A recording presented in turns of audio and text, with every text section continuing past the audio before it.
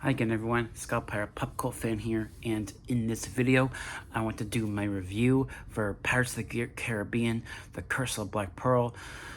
So yeah, 2 days ago, July 9th, that was the 20th anniversary of that original Pirates of the Caribbean film, and I think it's a great time to review the movie. I heard that the movie was released re-released in theaters, and I mean, I didn't watch it in theaters, but I watched it here. So the movie is fresh in my mind, and I want to I want to talk about it. It's easily one of my favorite Disney movies. I used to watch The Curse of Black Pearl as well. It's two sequels that came out after that a lot when I was younger, and they're and it's an entertaining film from beginning to end. And Johnny Depp, he's a great actor. He really just made Jack Sparrow his own, and you go to see these movies for him because you love his character, and he became the character of Jack Sparrow became such a massive pop culture icon after the success of this original film.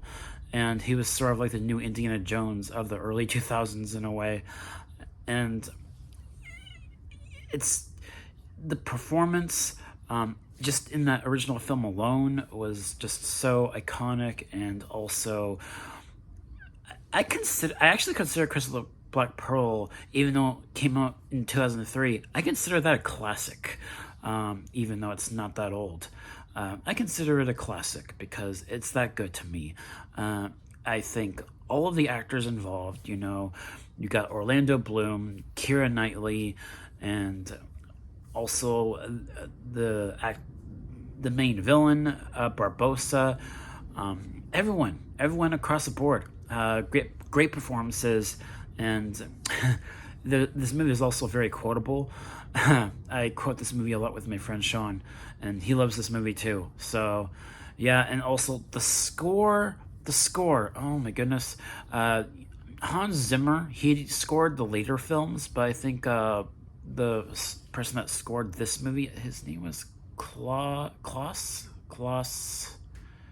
something, but I think Hans Zimmer did the main theme of this movie. And he's a pirate, and I love that theme. It's a great theme. I love it, and I think the pacing of this first film is also really good. It goes at a breakneck pace, even though it's like 2.5 hours long. It's got a lot of really good action scenes. That swashbuckling sword fighting that you expect in these movies. It's amazingly choreographed. There's so many great things about this original film, which is surprising because when the movie came out, it had like mixed reviews, and really, this is a great film, in a lot of ways, and I just think that it also left quite the legacy, not just as an adaptation of the ride in film, but also just being a really fun, really enjoyable film. And I think the sequels, Dead Man's Chest, At World's End, On Stranger Tides, Dead Man Tunnel Tales, they lean a lot more into the comedy with the character. And in this original film, he is very comedic, but there's also moments where he is serious.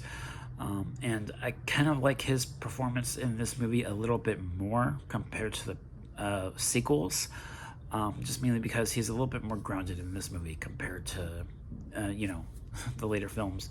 But I just think that this movie did such a good job with the tone as well. It was a decently balanced tone. This is another one of those early films that came out back then that I remember watching that was a lot more violent. And this movie is surprisingly violent.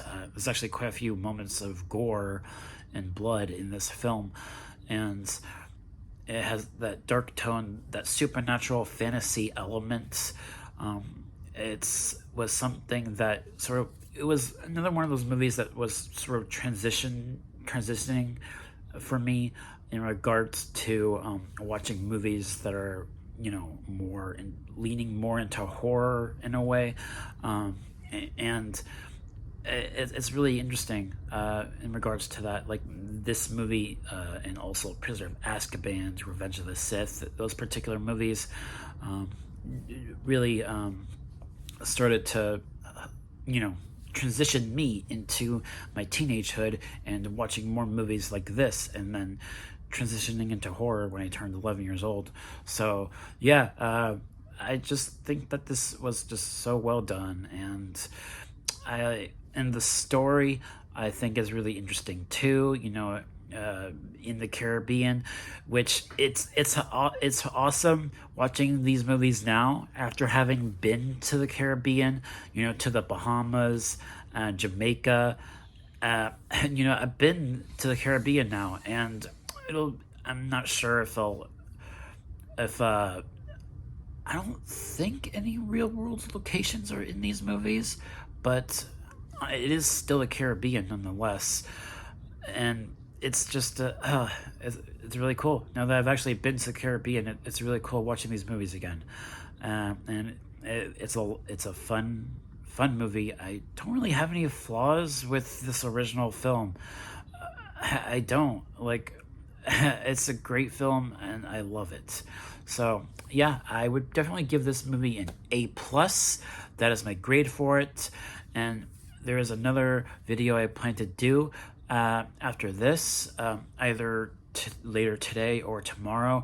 There was a brand new trailer released for the Ahsoka show. I want to do a trailer reaction for that. Look forward to that.